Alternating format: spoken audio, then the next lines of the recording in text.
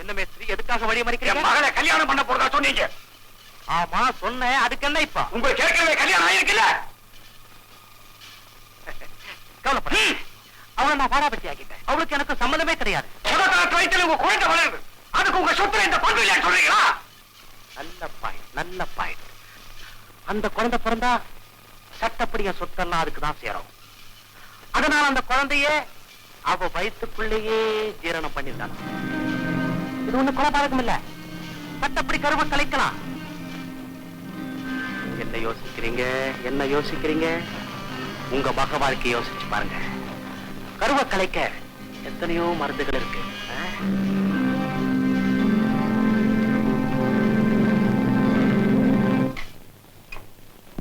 பொறுமையுடன் நினது திருமலரடி நினைக்கின்ற உத்தமர்தம் உறவு வேண்டும். முருகா, உழந்து வைத்து புறவென்று பேசுவார்தம் உறவு கலவாமை வேண்டும். கண்டா கடம்பா.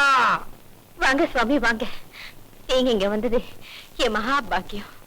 மங்களம் உண்டாகட்டும் குழந்தாய். உட்காருங்க சுவாமி. தாயே, வெகு விரைவில் பாலமுருகன் இந்த இல்லத்தில் பச்சை குழந்தையாக தவழ்ந்து விளையாட போகிறார்.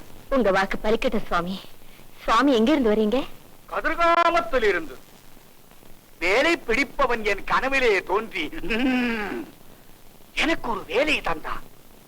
உன் மணி வயிற்றிலே உருவாகும் கருவுக்கு மருந்தொன்று தந்தான். அதன்படி காடு கடந்து மலை நடந்து கடல் மிதந்து கண்டோம் அன்னையா முன்னே.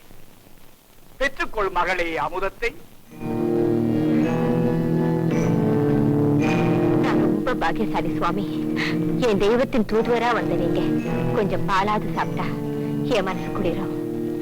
பாதகம் இல்லை தாயே, பால் அருந்தத்தான் வேறவனே இங்கு பாதகராக வரப்போகிறானே. யாம் மறுபடி வீடுகளுக்கும் சென்று எனது ஐயன் பன்னிரு கையன் ஆறுமுகன் திருக்கோலத்தை தரிசிக்க வேண்டும்.